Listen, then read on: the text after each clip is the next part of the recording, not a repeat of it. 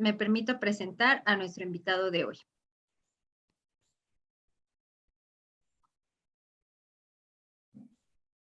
Nuestro ponente del día de hoy es el doctor en Ciencias Marcos Agustín Muñiz Lino. Sí se está viendo mi pantalla, ¿verdad? Sí, ya. Ok. Él es licenciado en odontología por el CICS, Unidad Santo Tomás, del Instituto Politécnico Nacional. Tiene la maestría en Ciencias Genómicas por la Universidad Autónoma de la Ciudad de México, Campus del Valle.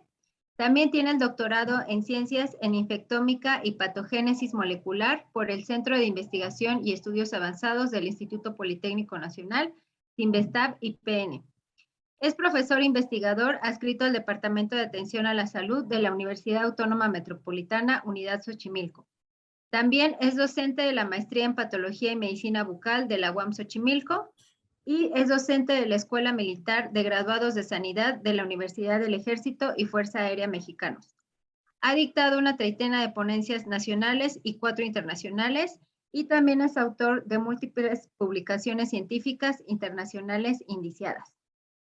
Y bueno, una vez que hemos tenido la oportunidad de escuchar una breve síntesis de la trayectoria académica del doctor Marcos, le vamos a dar el uso de la palabra. Bienvenido, doctor Marcos. Adelante con su conferencia. Muchas gracias. Muchas gracias. Buenas tardes a todos. Gracias por estar presente. Muchas gracias, Raquel, por la presentación. Gracias, Hugo, también por ayudarnos con la plataforma. Muchas gracias a todos los compañeros, profesores que están aquí. Voy a dar una presentación sobre lo nuevo que hay sobre la microbiología de la boca. Esta es una plática construida como una plática de difusión de la ciencia, de difusión de las novedades en la microbiología bucal. Entonces, vamos a dar una breve introducción. Espero que los alumnos estén muy atentos porque justo en estos primeros trimestres que damos procesos celulares y bioquímica, que es energía y consumo, tiene mucha relación con esto, con las bacterias, con los fenómenos bioquímicos, fenómenos fisiológicos o moleculares que nosotros vemos en los módulos. A manera de introducción, vamos a hablar un poco sobre los microorganismos y la humanidad. Es el primer subtema.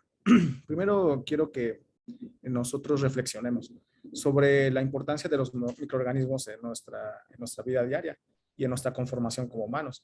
Bueno, en estos 2 años sí que lo hemos visto, ¿no? Mucho, la importancia de los microorganismos en la humanidad.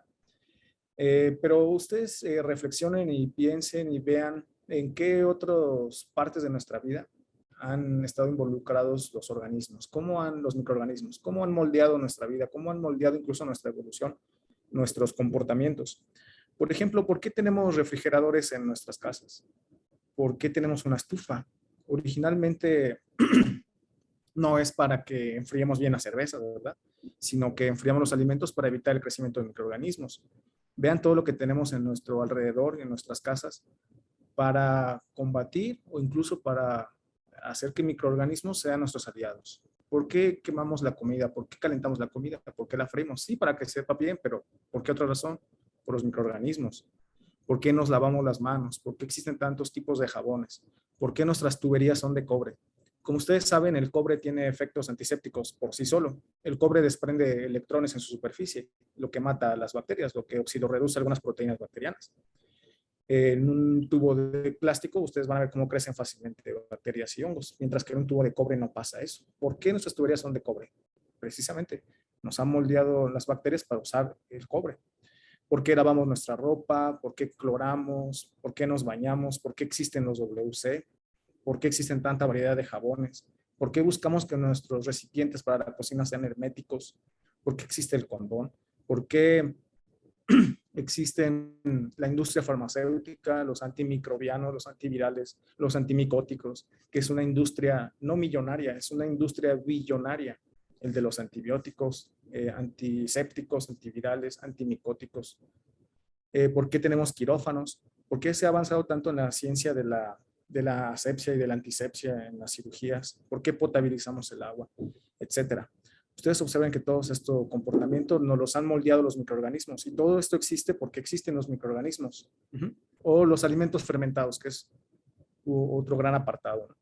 por qué existe la cerveza, el vino tinto, los yogurts, el queso, etcétera, y más, el kefir, etcétera, etcétera. Todos los alimentos fermentados son gracias a los microorganismos y ellos han moldeado tanto nuestro comportamiento como nuestra evolución.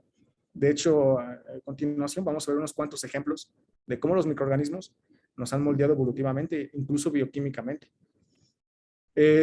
También socialmente, pues sabemos que los microorganismos han sido muy importantes, ¿no?, para la naturaleza humana, de la sociedad, en cuanto a la salud y la enfermedad.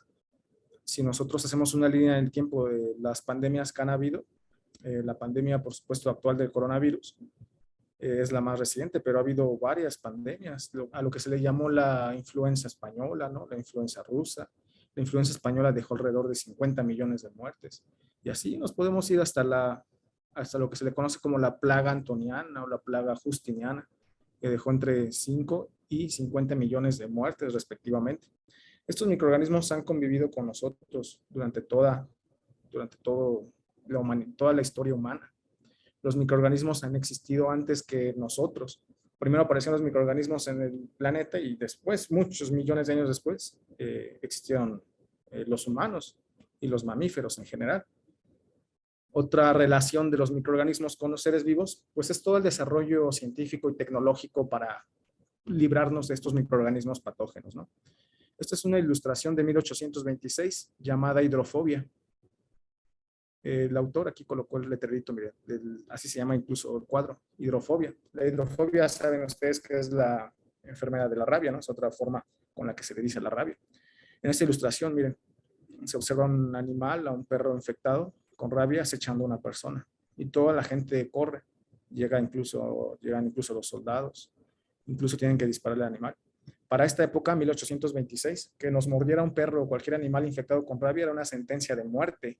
Pasteur todavía no había descubierto, todavía no había desarrollado la vacuna contra la rabia. Actualmente ya no. Actualmente, ¿alguien de ustedes se ha preocupado porque le va a dar rabia? Probablemente si les mordió un perro, pero la rabia prácticamente o casi, podemos decir que casi va a estar extinta en un par de décadas. Ahora ya casi no nos preocupa que un perro nos muera y nos dé rabia.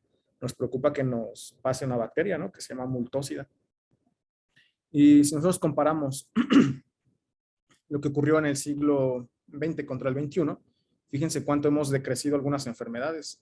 El sarampión, las paperas, la pertusis, la difteria, etcétera. Todas tenemos reducciones de hasta el 99%. Por supuesto, esto los antivacunas o no lo ven o no lo saben o lo ven y se hacen tontos. Hay enfermedades del siglo XX que las hemos reducido hasta en el 100%, como la polio. No se querían esos antivacunas en el siglo XX, ¿verdad? Otra relación, como parte de la introducción que estamos analizando, que son las relaciones del microorganismo, de las bacterias y los microorganismos con los humanos, podemos decir una muy importante. En el cuerpo humano, al menos, por lo menos, hay 1.3 más bacterias que células humanas. Antes, durante varias décadas, desde los años 70 hasta los 2000, se daba esta cifra, que por cada célula humana había 10 células de microorganismos. Ahora ya hubo una revisión, 2016, con un cálculo muy bien elaborado y muy complejo, en donde el nuevo resultado arroja que hay 1.3 bacterias por cada célula humana. Es decir, las células humanas son 30 billones de células humanas. 30 billones. Mientras que las bacterias son 38 billones. Hay más bacterias en el cuerpo que células humanas. Esto no significa que la masa corporal sean más bacterias, ¿verdad? Todas estas 38 billones de bacterias apenas representan 200 gramos en el peso corporal. Y todos los demás kilogramos son representadas por células humanas. Las más abundantes, por supuesto, son las células rojas, los eritrocitos. Entonces, miren, en un cuerpo humano hay más bacterias que células humanas. ¿Sí?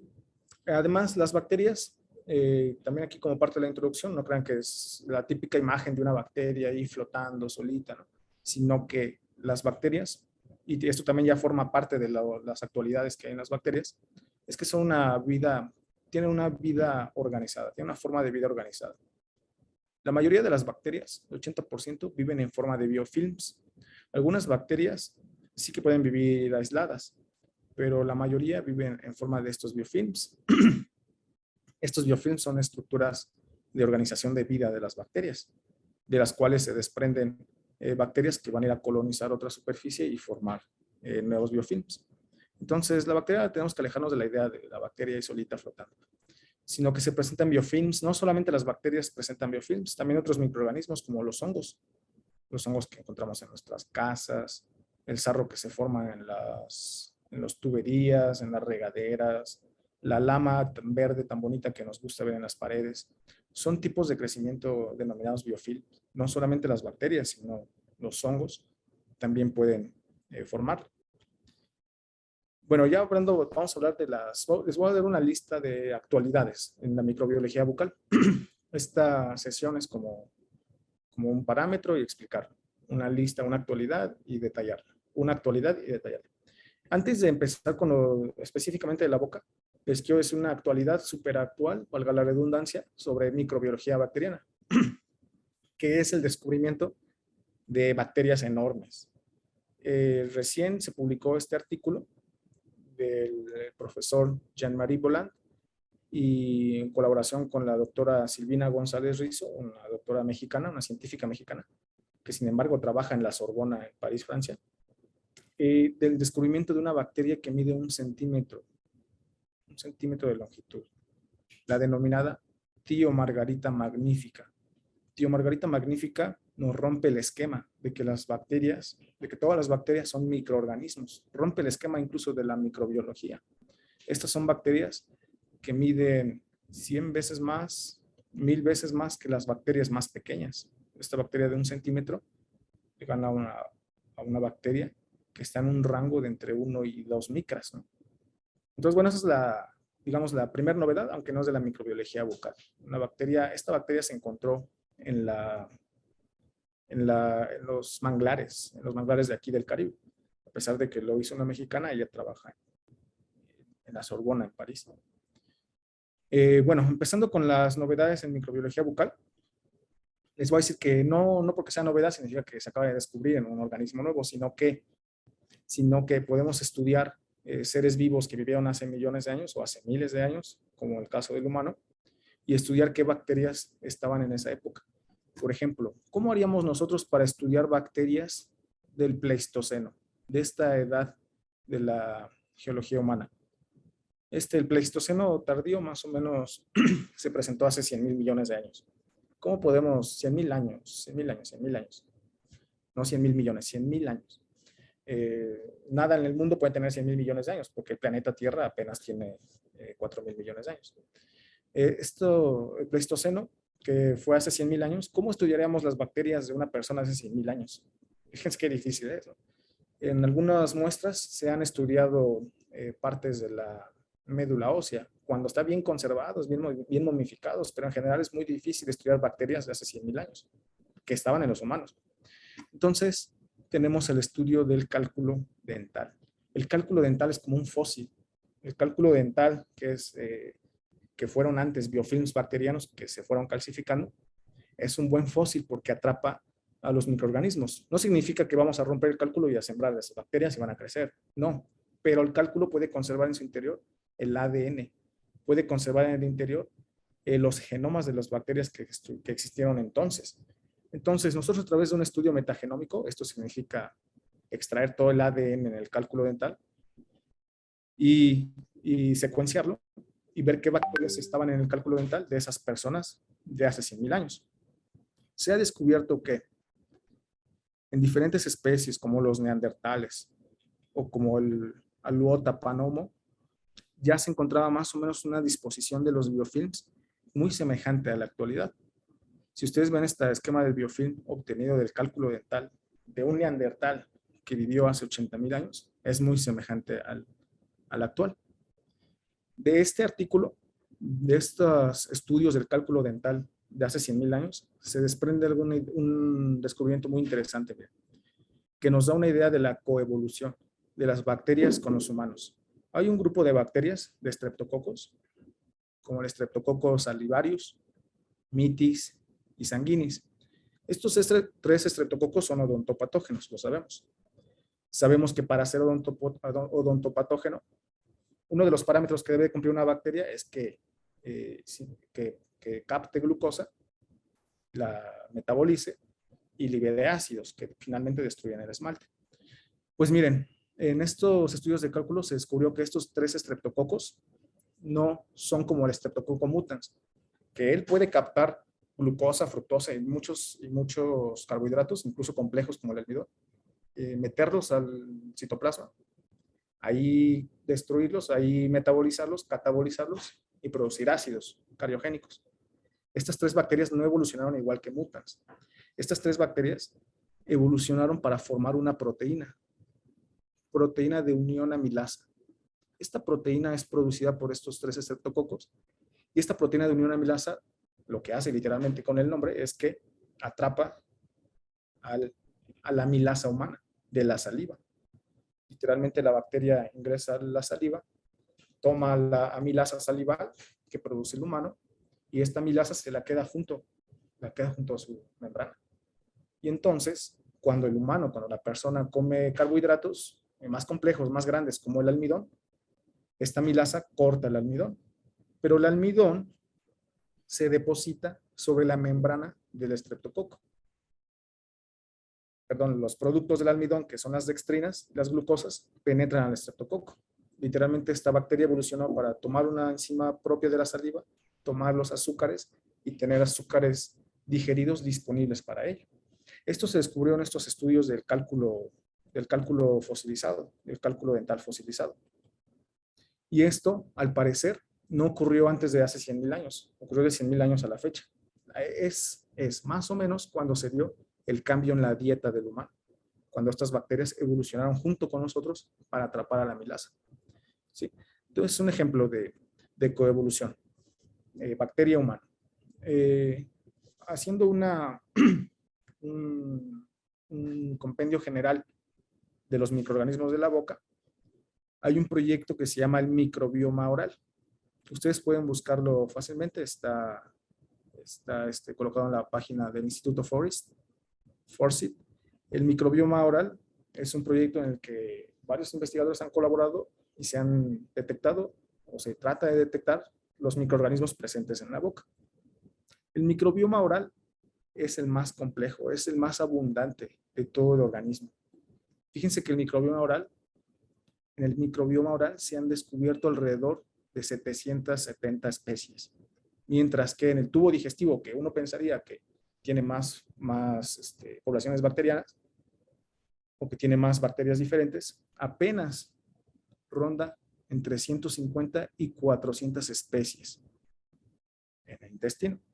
En la boca, el microbioma oral todavía es un tema de análisis, todavía es un tema de investigación. Fíjense que apenas el 57% de los microorganismos en la boca presentan un nombre oficial. El 13% no tienen nombre, todavía no se les ha caracterizado como para asignarles un nombre, aunque ya han sido cultivadas. Y el 30% de los microorganismos que se han localizado en la boca todavía no son conocidos del todo, a pesar de que son de filotipos conocidos. El microbioma oral, si ustedes analicen esta imagen, fíjense los microbiomas de lugares tan interesantes como la glabela. Miren. ¿A quién se le va a ocurrir hacer un microbioma de la glabela? Del espacio que hay entre nuestras cejas. Fíjense cómo es la complejidad del microbioma de la glabela. Pues es muy poco, ¿no? Apenas hay unas cuantas poblaciones bacterianas. Fíjense en el microbioma del colon, aquí a la izquierda. Ahí sí, ya que encontramos más variedades bacterianas, ¿no? Pero observen el microbioma de la cavidad oral. Se sabe que él es el más complejo. Ya habíamos dicho, ¿no? Que el intestino apenas representaba 400 especies. Es una idea, eso nos va dando idea de la complejidad de los microorganismos en la boca. ¿Sí?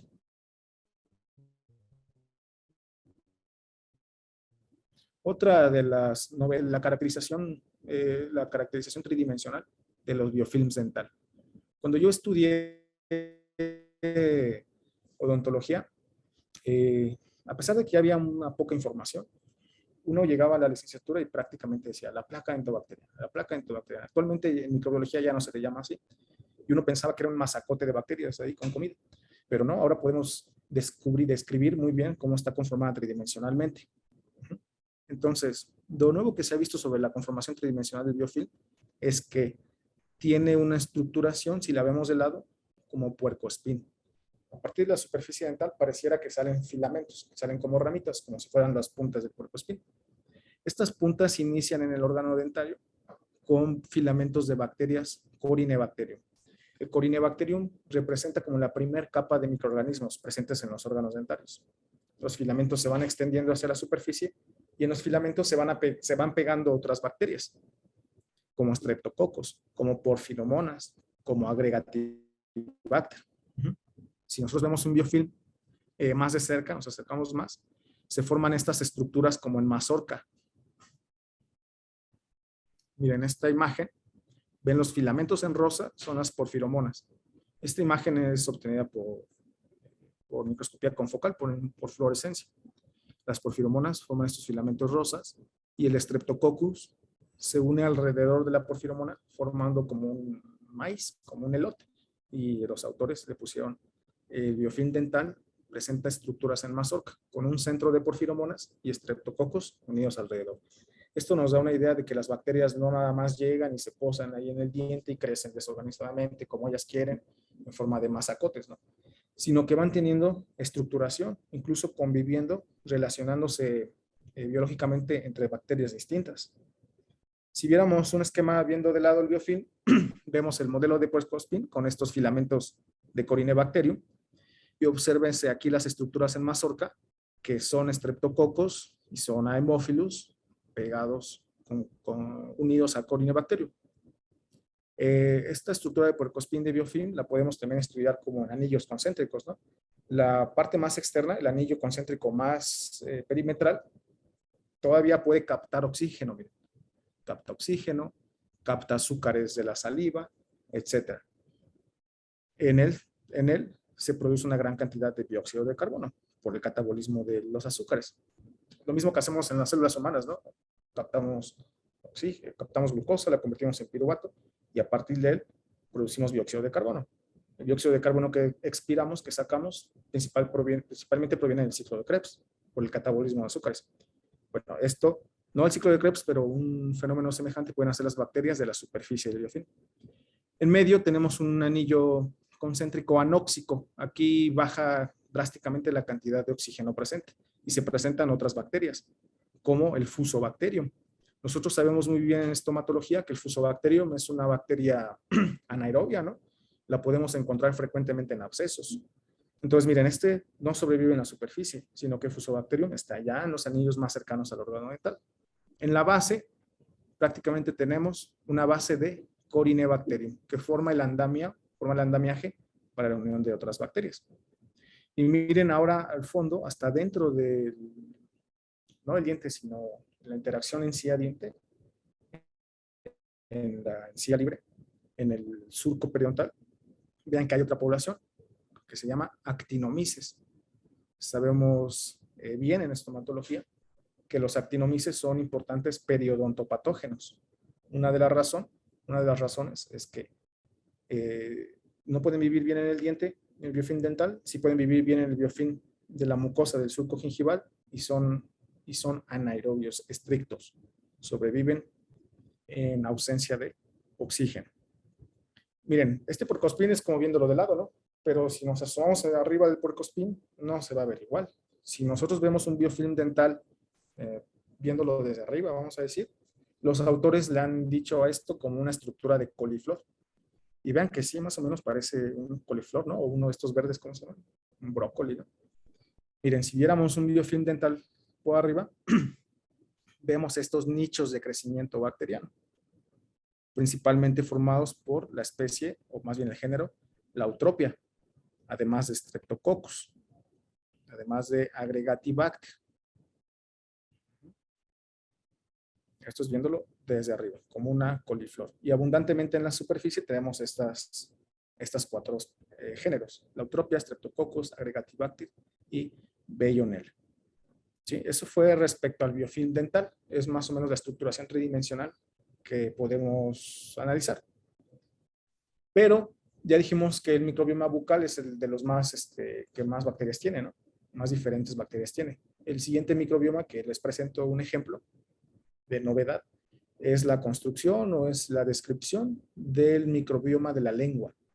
En la lengua sabemos que son abundantes bacterias del género Streptococcus, Bellonella, Prevotella, muy importante. La Prevotella casi no la encontramos en el biofilm dental. Neisseria, no Neisseria gonorrea, hay muchos tipos de Neisseria. Actinomyces y muy importante, Rotia. La Rotia casi no se encuentra en el biofilm dental, pero sí en el lingual. A través de diferentes formas de estudiar a este microbioma, hay distintas formas. Este estudio compara dos formas de adquirir la especie de la lengua. Una es por oligotiping y otra es por secuenciación del genoma. Entonces, miren, lo que se hace es marcar unas ondas de ADN con un fluoróforo. Este ADN es para específicamente una bacteria. O sea, se va a meter esta sonda, va a penetrar el biofilm de la lengua, se va a introducir una bacteria y se va a unir al genoma bacteriano. Solamente si le corresponde este oligonucleótido, solamente si corresponde al genoma bacteriano. Y cada sonda brilla de un color. Entonces, miren, tanto a través de la secuenciación como del oligotiping, se ha encontrado que la bacteria más abundante o el género más abundante en lengua es Streptococcus, seguido de Bellonella, Prevotella, Neisseria y Actinomyces. Y ya en menor medida, los Fusobacterium. Si lo vemos tridimensionalmente o si vemos una esquematización fluorescente de la lengua, así se vería. Esta es una imagen por fluorescencia con focal del dorso de la lengua. Y fíjense, ahí llama la atención rápidamente varias bacterias azules, ¿no?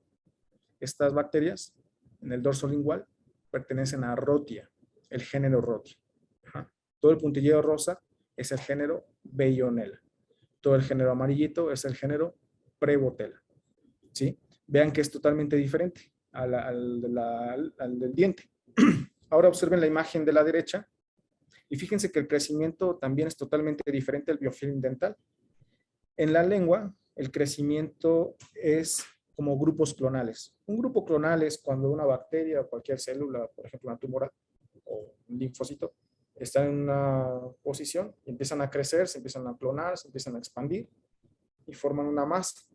Esta masa del dorso de la lengua bacteriana, fíjense cómo se forman estas columnas. A la derecha, observen aquí la imagen de Rotia, donde se estableció y se empieza a expandir clonalmente y forman estas columnas, al igual que Bellonella, estas columnas rosas, al igual que género Neisseria, estas columnas amarillas. Entonces vean que es totalmente diferente la organización del biofilm dental con el biofilm lingual.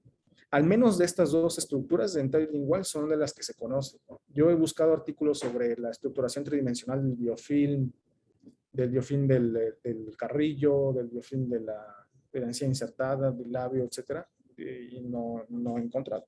Probablemente estén en construcción.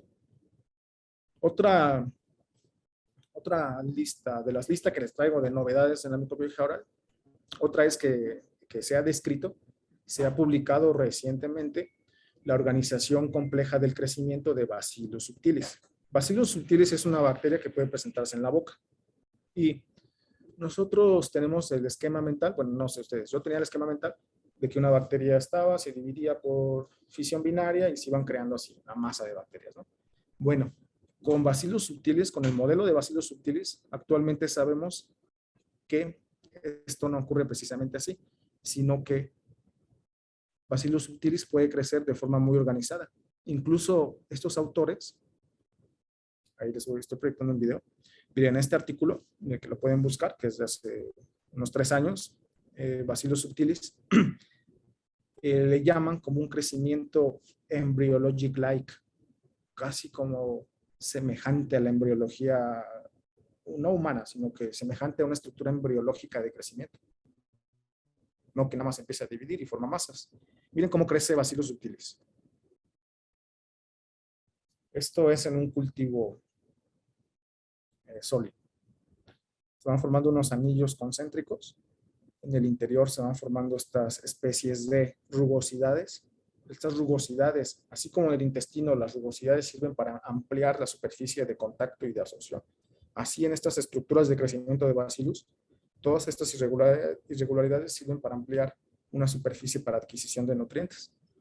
En este artículo está muy bien descrito qué genes se van produciendo en cada anillo concéntrico. Hay una comunicación entre los anillos superficiales, los anillos perimetrales y los anillos concéntricos. Las bacterias se están comunicando por un tipo de comunicación que conocemos en microbiología desde siempre, que se llama quorum sensing. El quorum sensing comunica a las bacterias que en esta parte ya no hay nutrientes, que en esta parte ya hay poco oxígeno, y empieza a cambiar la morfología de la bacteria, de la colonia bacteriana. Entonces, de Bacillus ya le dicen como un crecimiento embryologic-like, como semejante a la embriología de los mamíferos o de los vertebrados en general. ¿Sí? Bueno, otra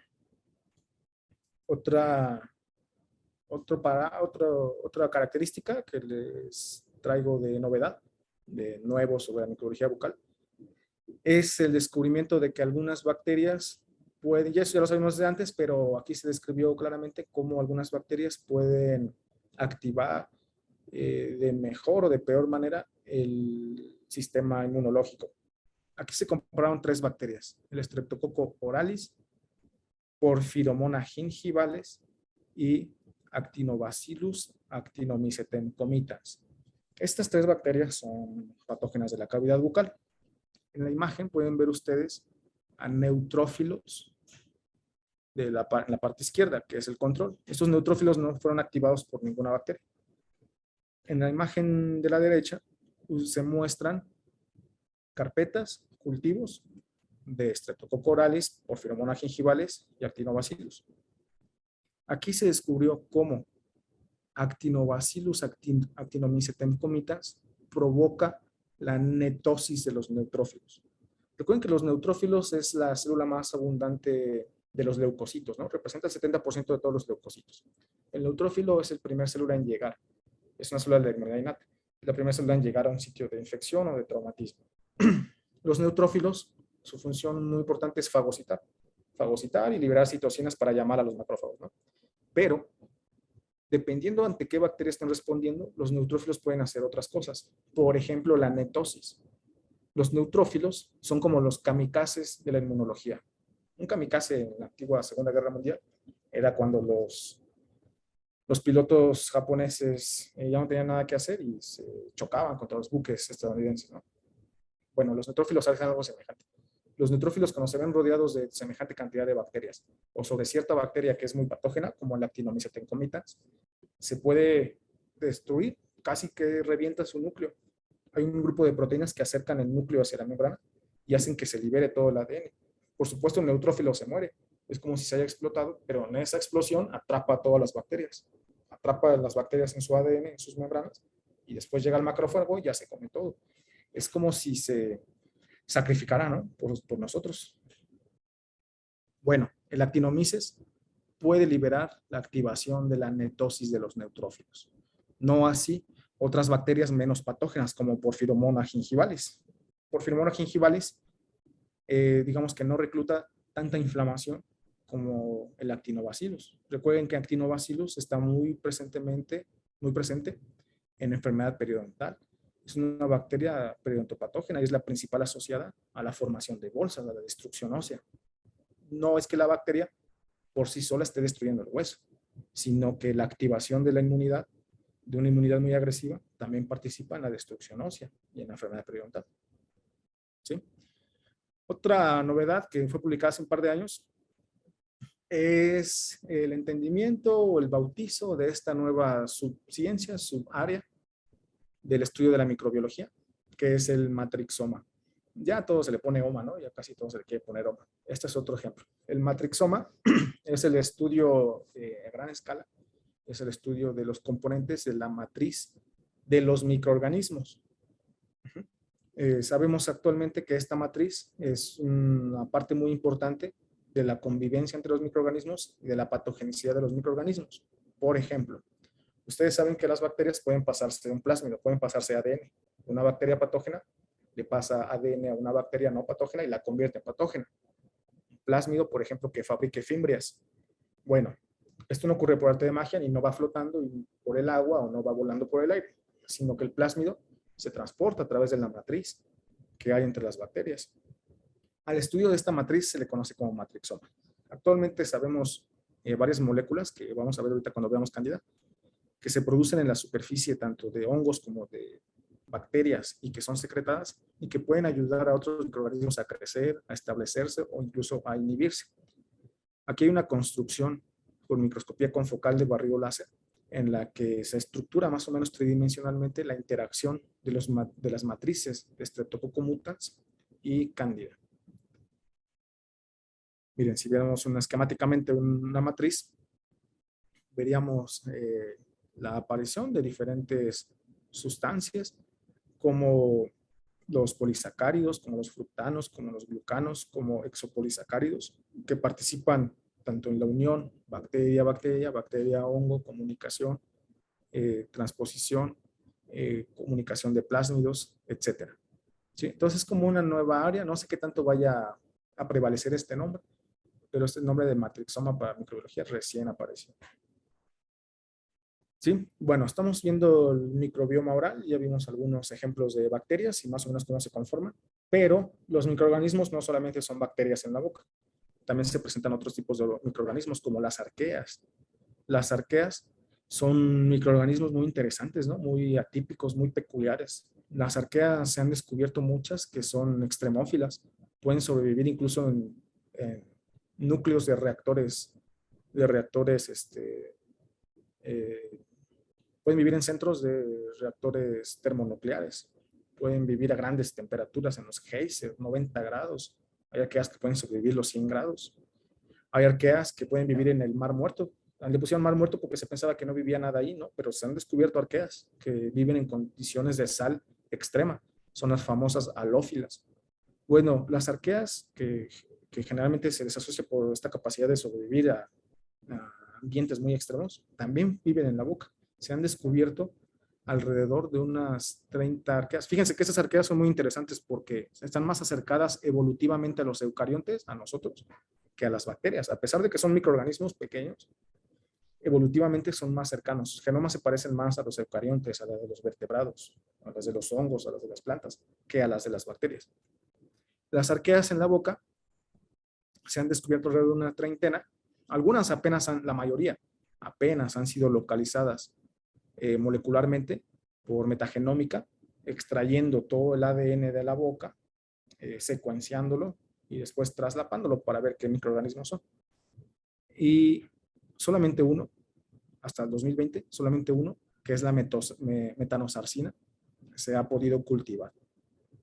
Alrededor de unas 6 se han cultivado y se han descrito molecularmente. Las arqueas son unas bacterias muy estudiadas por los biólogos de exoplanetas, por la exobiología. Porque hay arqueas que pueden vivir en altas concentraciones de metano y que pueden producir metano. Entonces, fíjense que es muy lógico pensar que si hay microorganismos que prácticamente no necesitan agua, que requieren poca agua, y que pueden vivir en el metano, y que en otros planetas hay metano abundante, podemos pensar que pueden vivir arqueas en otros planetas, ¿no? Por eso se suben tanto las arqueas en exobiología. Bueno, eso fue un paréntesis. Hablando de las arqueas de la boca, recién, el año pasado, se descubrió y se describió una arquea que se llama Methanobrevibacter. La Methanobrevibacter se localizó de la misma forma que vimos hace rato en el cálculo dental de fósiles. El ADN se descubrió en el cálculo de fósiles. Se descubrió que antes del Neolítico no había Methanobrevibacter en la cavidad bucal. Después del Neolítico y sobre todo después de la época romana y de la Edad Media, en la mayoría de los cálculos de estos fósiles se ha encontrado esta metanobacteria. Hay ciertas hipótesis, por ejemplo, el de la dieta, sin embargo hay mucha discusión porque la dieta neolítica era totalmente diferente a la dieta de la Edad Media. ¿Sí? Estas arqueas tienen también relevancia patogénica. Miren, de la mayoría de las arqueas que se han descubierto en la boca, prácticamente más de la mitad se han encontrado en sitios periodontales, en el periodonto. La quinta parte el 19% se ha encontrado en la pulpa, en lugares endodónticos, dice ahí, en la pulpa. Y muy poquitos se han encontrado sobre la mucosa. Por supuesto, esto nos hace pensar que las arqueas son principalmente anaerobias, ¿no?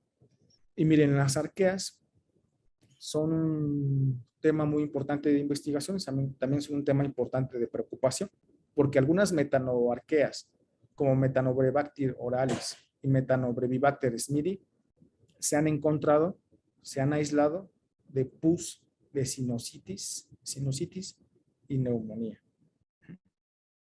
Además, Metanobrevibacter oralis se ha encontrado que hace un fenómeno muy interesante, como si se separaran dos, y esa forma es la que se encuentra en las formas patogénicas de la enfermedad.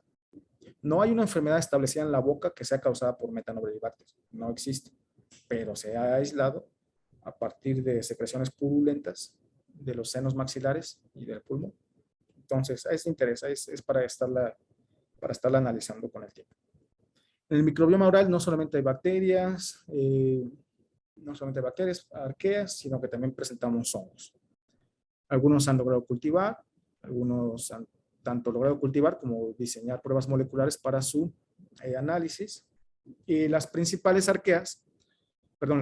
hongos son del género Cándida. Cándida es un hongo que nos acompaña prácticamente a todos los humanos. Cándida también puede formar biofilms, así como las bacterias. Sin embargo, recién sabemos que los biofilms de una especie son diferentes a los de otra especie. Por ejemplo, los biofilms de Candida glabrata y los biofilms de Candida parasilosis no muestran la madurez, no muestran la formación de pseudohifas de la Candida albicans. Entonces podemos describir los biofilms de diferentes especies y notar diferencias. Candida albicans, por supuesto, es la mayor productora de biofilms. No por algo es la más patogénica, no por nada es la que más se puede adherir a los tejidos. Cándida, otros hallazgos que se ha hecho sobre Cándida es que puede interactuar y que forma un scaffold, un andamio para la proliferación de Staphylococcus aureus.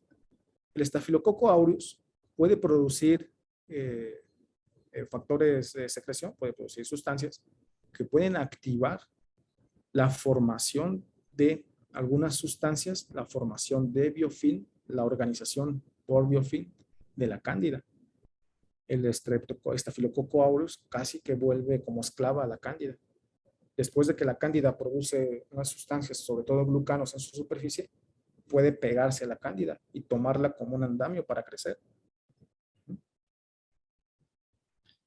También Candida albicans se relaciona bioquímicamente y se relaciona biológicamente con Streptococcus mutans, que es uno de los principales cariogénicos. Se ha descubierto un factor, el factor GTB, que Streptococcus mutans produce y se une a Candida albicans. Fíjense, está muy interesante esto. El mutans también se agarra como esclava a la Candida albicans. Streptococcus mutans produce el factor GFT. El factor GFT se une al hongo y ahora el hongo responde produciendo glucanos. El hongo Cándida produce glucanos en su superficie y los glucanos, acuérdense que es una molécula ideal de adhesión bacteriana. Entonces, ya con estos glucanos, Streptococcus mutans se puede unir a Candida albicans. No todo es miel sobre hojuelas, también se pelean Streptococcus mutans y Candida albicans. Se ha descubierto también que mutans puede producir factores que inhiben la filamentación, factores que inhiben la hifación de Candida albicans. Así como Candida albicans también puede producir sustancias como el farnesol, que puede inhibir la formación del biofilm de Streptococcus mutans.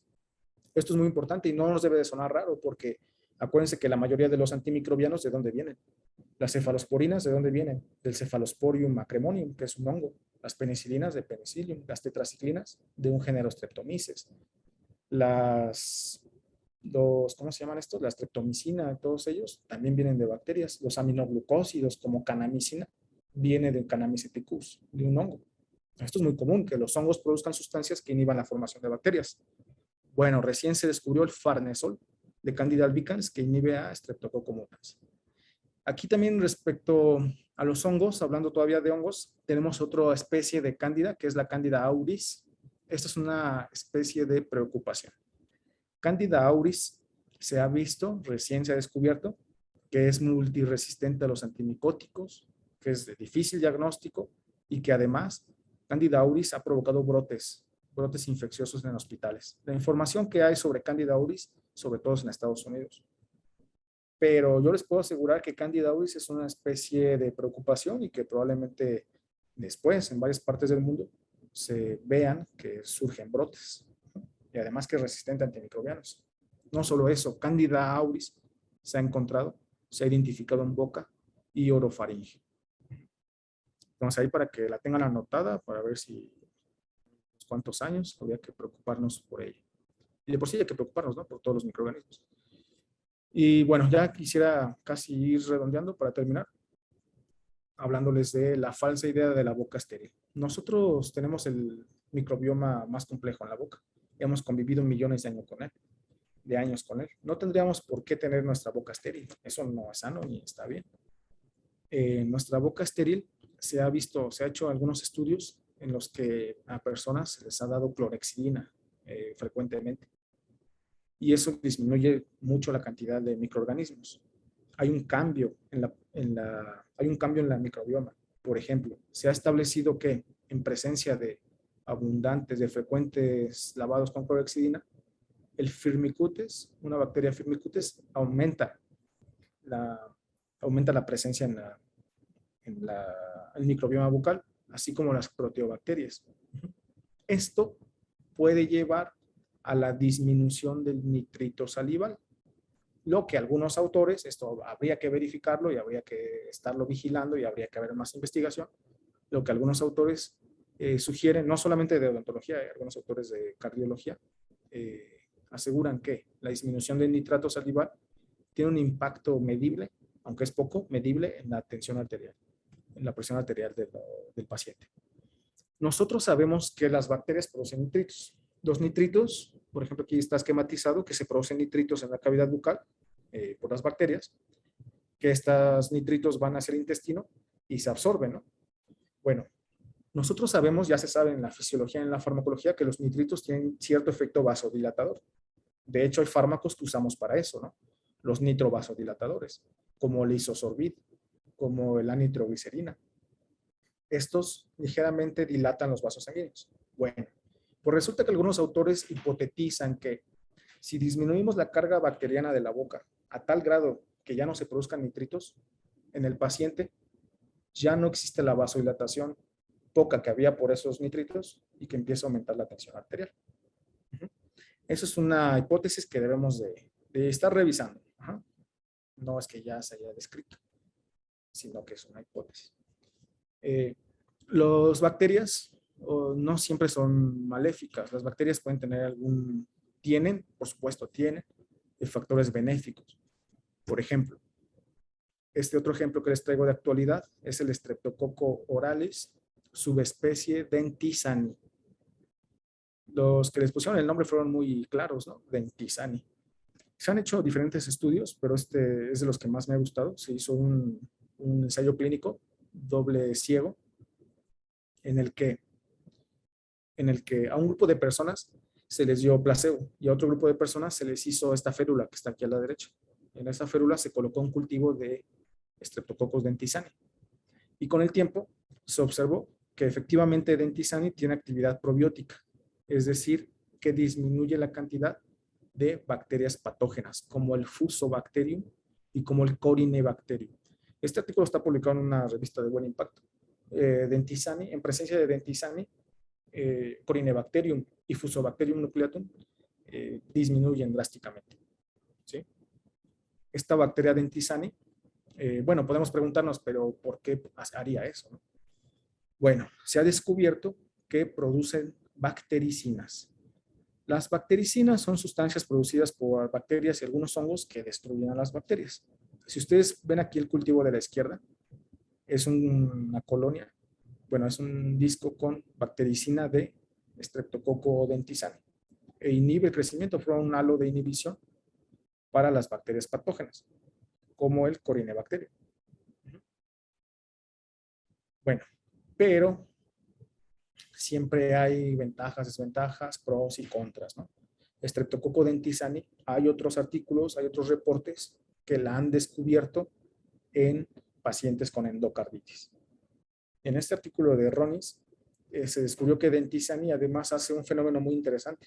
Crea fimbrias de un solo lado de la bacteria. Si ustedes ven la imagen, parece que esta bacteria está peinada, ¿no? Como mohicana. Pues resulta que dentisani, por lo menos en algunos aislados de endocarditis, se ha descubierto que hace esto. O sea, puede ser benéfica en el diente, pero puede ser maléfica en el corazón, probablemente. Todo esto está por verse, todos estos son hallazgos nuevos, preliminares, por así decirlo. ¿Sí? Bueno, respecto a la microbioma y la enfermedad, yo les quiero dejar una idea también muy clara, sobre todo a mis compañeros estudiantes, que les quede muy claro y que reflexionen sobre una asociación, una correlación y una causalidad. Ustedes van a ir viendo esto cuando estén estudiando diferentes artículos. En la cavidad bucal, esto no le gusta mucho a mis compañeros que son periodontólogos. A los perios no les gusta mucho que les diga esto. Pero actualmente se ha asociado muchas enfermedades con la enfermedad periodontal. Ya se le quiere asociar todo. Infartos, Alzheimer, pancreatitis, artritis reumatoide, cáncer de colon, etc. Yo les quiero dejar esta idea. No todo lo que se asocia significa que tenga causalidad. Por ejemplo, sabemos que uno de los países que más Nobeles gana, científicos de este país, es Suiza. Y sabemos que en este país es el país que más consume chocolate por persona.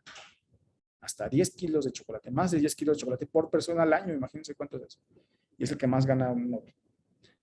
Nosotros podríamos pensar que el chocolate hace que ganemos Nobeles, ¿no? Pero no, esto es lo que se conoce como una falsa asociación. A pesar de que dos cosas estén asociados, no significa que correlacionen ni que sean la causa. Entonces, yo encuentro este defecto en muchos estudios de periodontología, que asocian la enfermedad periodontal y bacterias periodontales con muchas enfermedades. No estoy diciendo que sean falsos, pero estoy diciendo que debemos de tener precaución en ver si son asociación, si son correlación o si son causalidad. ¿Sí?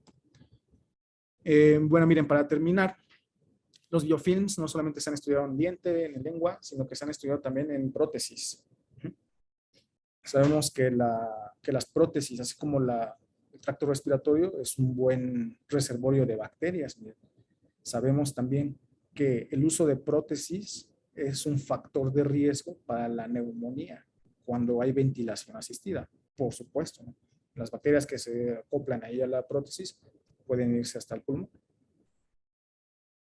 Mire, el 60%, más del 60% de las prótesis dentales pueden ser un nicho y llevan crecimiento de microorganismos como cándida.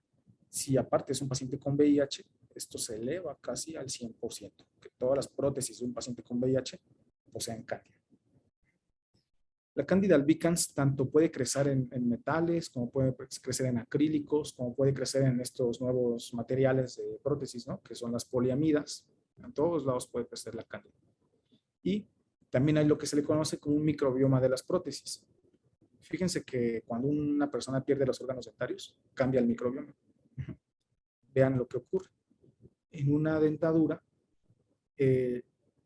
empieza a crecer fuertemente las bacterias del género Actinobacteria. En el diente, en la mucosa, sí tenemos Actinobacteria, pero en cuanto perdemos los órganos dentarios, la Actinobacteria empieza a crecer. Se puede establecer fácilmente en los materiales dentales. Entonces, una de las conclusiones del microbioma de las prótesis dentales es que crece más Actinobacteria en un paciente con prótesis. Miren, también las bacterias del género Bacilli se ha visto que crecen más en las prótesis dentales cuando hay más abundancia de cándida. Este esquema me gustó mucho. Miren, de izquierda a derecha vemos cómo van creciendo la cantidad de cándida presente en las prótesis dentales.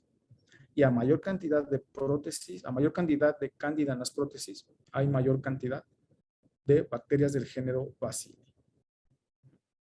Estas son ideas que van apareciendo de los hallazgos de los biofilms, por ejemplo, del de la prótesis. Por supuesto que mis compañeros protesistas actualmente o en el futuro, nos podrán decir más cómo se organiza tridimensionalmente y en especies un biofilm de la prótesis. Miren, incluso se han descrito o se han dicho, se han establecido hipótesis de que hay biofilms de prótesis sanas y biofilms de prótesis enfermas.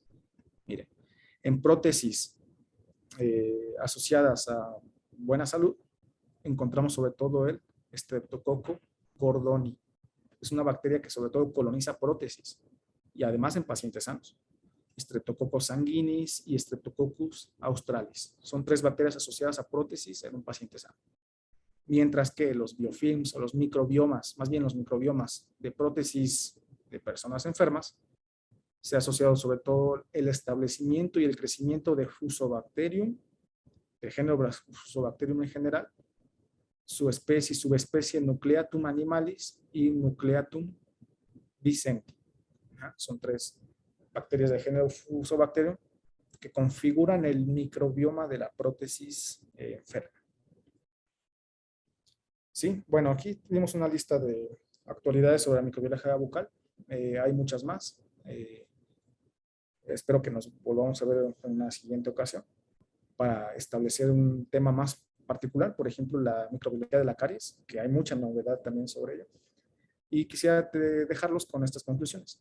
Las bacterias y los humanos hemos coevolucionado durante millones de años. Primero aparecieron, de hecho, los microorganismos y después aparecimos nosotros en la evolución. Por supuesto que han moldeado nuestra forma de vida, han moldeado nuestras conductas sociales, ¿no? Por ejemplo, vimos por qué usamos cobre en nuestras tuberías, por qué tenemos refrigeradores, por qué tenemos antisépticos. Todo esto es por la relación cultural que tenemos con las bacterias. 2. La microbiota oral es muy diversa y recién se ha intentado fabricar modelos tridimensionales que la expliquen.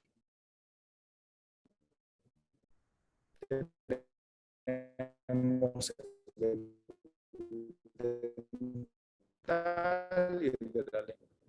el microbioma bucal, ¿sí? Todos estos son ideas que tenemos que ir verificando, tenemos que ir describiendo mejor. Y finalmente, la relación huésped-microbiota no solamente causa enfermedad, también puede ser benéfica, como el ejemplo de Dentisani o el ejemplo de Fusobacterium en las prótesis. ¿Sí? Bueno, me dio mucho gusto estar con ustedes y por favor, si tienen alguna pregunta, yo con mucho gusto.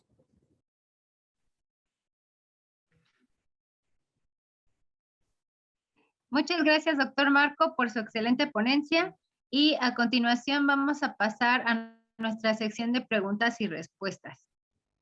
Les hacemos la invitación a todos aquellos alumnos, asistentes, compañeros, profesores que quieran hacer una... Pau nos pregunta, ¿cuáles son las enfermedades bucales más frecuentes?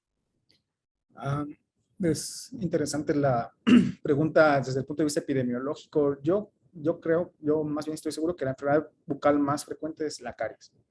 La caries en algunos países, en algunas poblaciones, está en más del 90% de la población. Si nosotros hacemos un análisis estadístico de población adulta de cualquier país, sobre todo de los países en desarrollo, vamos a ver que las personas con caries y con secuelas de la caries, o sea, amalgamas, prótesis, extracciones, resinas, todos esos son consecuencias de la caries, suman más del 80% de la población. La caries es la enfermedad infecciosa más frecuente de la boca y después ya tendríamos que hacer un análisis estadístico. Yo supondría que es la enfermedad periodontal, la gingivitis, el herpes labial. Tendríamos que analizarlo, pero la caries es la principal, es una enfermedad bacteriana. Gracias, doctor Lino. Gabriela Naya dice, muchas felicidades por esta revisión tan detallada y también explicada. Durante años se ha hablado de antimicrobianos, quizá ya estamos cerca de ella. Con la pandemia se aceleró el empleo de ellos, particularmente de la ceftriaxona. Y por otro lado, preocupa el supermercado.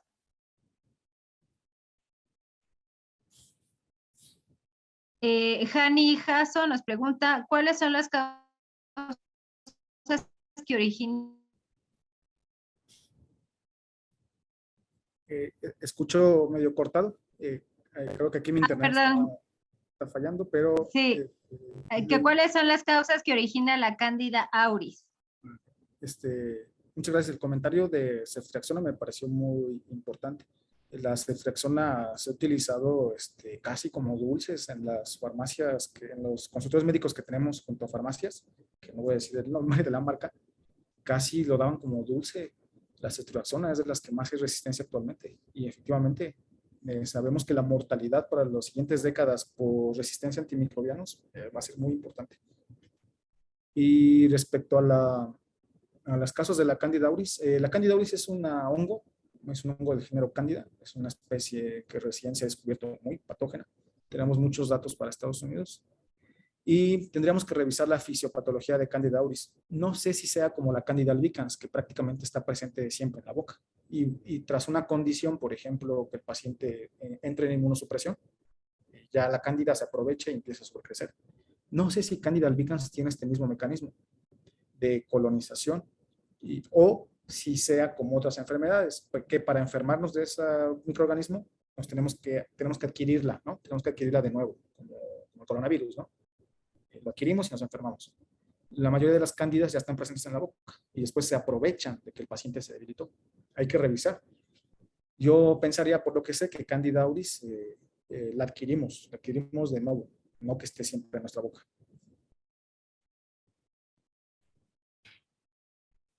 Gracias, doctor Lino.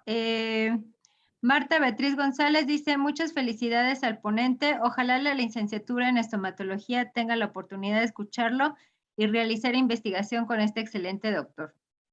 Muchas gracias. También la maestra María de Los Ángeles dice, muchas felicidades, doctor Marco, una excelente presentación de la importancia del biofilm de la cavidad bucal. Generalmente, cuando hay enfermedad periodontal, la clorexidina, ¿cómo se debe de indicar el tratamiento? La clorexidina tiene varias presentaciones farmacéuticas. Por ejemplo, hay colutorio. Ese colutorio yo sé que se utiliza sobre todo cuando hay enfermedad periodontal generalizada, cuando tenemos varias bolsas periodontales en diferentes localizaciones, superior, inferior, molares.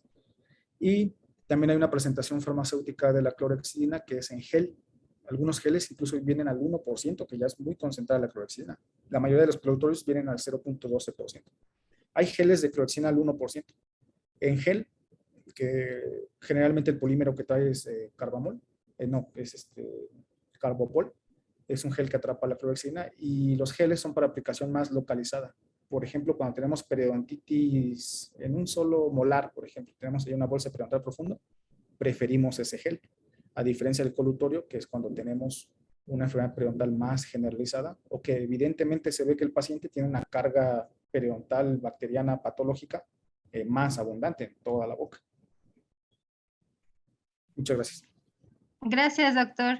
Hetza Sánchez pregunta si hay alguna bacteria en especial que predomine en personas de la tercera edad. Por lo menos las Fusobacterium predominan en las prótesis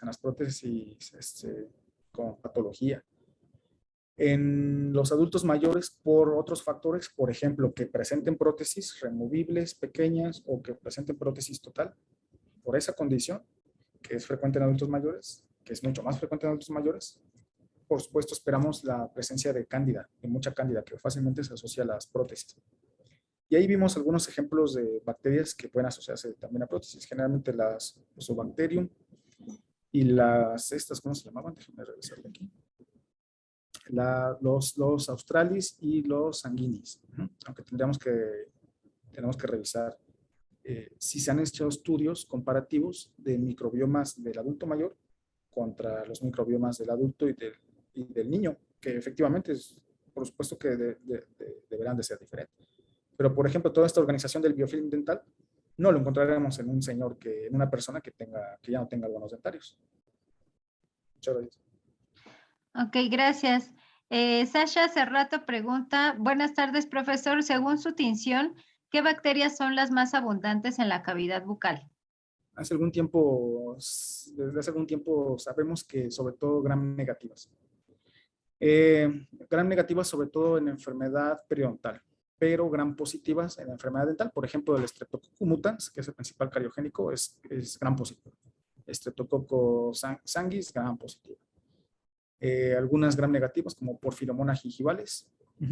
Ahí tendríamos que hacer el conteo. No sé efectivamente en número, no sé cuántas sean más gramáticas gram positivas, pero la mayoría de las carioproductoras son gram positivas. Generalmente son Streptococcus. Y la mayoría de las gram negativas son periodontopatógenas, como Actinobacillus actinomycetem comitans, que es el principal periodontopatógeno, es gram negativo.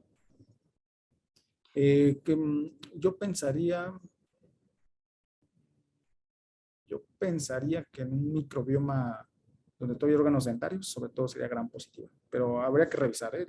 Si quieren, manden un mensaje y les mando un artículo al respecto. Ok, gracias, doctor. Jocelyn Canacasco pregunta, ¿en qué momento el biofilm benéfico pasa a ser un riesgo para el desarrollo de alguna enfermedad? Depende del microorganismo. Por ejemplo, el dentisani que vimos, dijimos que era benéfico para los dientes, pero cuando formaba fimbrias podía colonizar el pericardio, el corazón. Algunas cepas que son benéficas y que pueden volverse maléficas ellas mismas. Yo veo un ejemplo clásico del cándida. El cándida está ahí en la boca siempre, está instalada en la cavidad bucal, incluso impide el crecimiento de algunos organismos como el mutans, ¿no? A través de esta sustancia que produce. Pero cuando un paciente se inmunosuprime o cuando un paciente recibe más carga de carbohidratos en la boca, ¿no? Ahí es cuando ese mismo microorganismo, Candida albicans, ahora se puede sobrecrecer y convertirse en malo, por así decirlo. Y otra forma en la que un biofilm pase de bueno a malo, yo creo que es cuando le llega más cantidad de carbohidratos. Y otra es que un biofilm bueno sí puede ser diferente de un biofilm malo. O sea, la estructura de un biofilm bueno, las bacterias de un bueno, sí pueden ser diferentes de la del malo. No que el bueno se haya convertido en malo, sino que cambie, que sean diferentes bacterias. Ok, Fernanda González pregunta, ¿cómo podemos saber si se tiene una bacteria en la boca? Todos los humanos, todos sin excepción, tenemos cientos de bacterias en la boca, cientos de especies de bacterias. Digamos que, ¿cómo lo podemos saber? Con un cultivo. Podemos hacerlo en casa, por ejemplo, ustedes tomen grenetina, hiérvanla bien con agua para que esté estéril y escupan un poco, tomen un poco de saliva y pónganla en la grenetina y van a ver cómo crecen hongos sobre todo y bacterias. Todas las personas, todas tenemos bacterias en la boca, todas sin excepción. Incluso un niño cuando nace, en el trayecto vaginal, en el trayecto de nacimiento, es cuando adquiere las primeras bacterias al nacer. Ok, gracias. Alejandro Escamilla dice, buenas tardes, profesor. ¿Hay alguna bacteria bucal que sea más frecuente en edades tempranas? No estoy seguro. Déjenme revisar y les mando un artículo de la bacteria más predominante en niños. También depende de si el niño come mucho carbohidrato o no, va a ser qué bacteria sea la diferente. Aunque uno de los principales, de los que primero se establecen es mutans, sanguinis, prevotella, porfiromona. Cuando empiezan a salir los órganos dentarios, a los 6 meses más o menos, porfiromona se sabe que allí más o menos empieza ya a reproducirse. Mitis, el mitis, el estreptococcus común mitis es muy importante en los niños.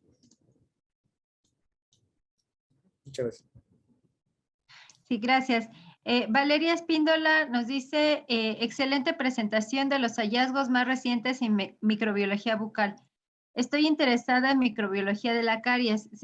Bueno, si se va a llevar una conferencia sobre el tema, pues podemos aprovechar para invitar al doctor Lino para el siguiente ciclo. Muchas gracias, sí, claro, por supuesto. Y que nos dé, ya para invitarlo a que nos dé una conferencia sobre microbiología de la caries. También le pregunta si ha trabajado con el modelo de formación de biofilm in vitro y si su respuesta es afirmativa, ¿qué información nos puede compartir? Yo estaría muy agradecido y sería un honor para mí. Yo tengo una presentación de caries, de microbiología de la caries, que di hace como 7 años, entonces tendría que actualizarla. Pero sí, si me invitan, yo estaría con todo gusto. Nunca he hecho un modelo in vitro del biofilm. He trabajado con modelos de cultivo celular, pero para cáncer, para los tumores odontogénicos. No he hecho cultivos in vitro de biofilms, pero Me gustaría aprender también, si en un futuro se puede. Pero sí, yo con gusto preparo un tema de caries. Ok, pues muchas gracias, doctor Lino. Pues ha sido muy interesante escuchar el tema que nos compartió el día de hoy y esperamos verlo en los siguientes ciclos con nuevos temas de interés respecto a la salud bucal. Y bueno, a nombre de nuestra jefa del DAS y de las áreas de investigación, le agradecemos mucho que nos haya acompañado el día de hoy y le haremos llegar su constancia a la brevedad.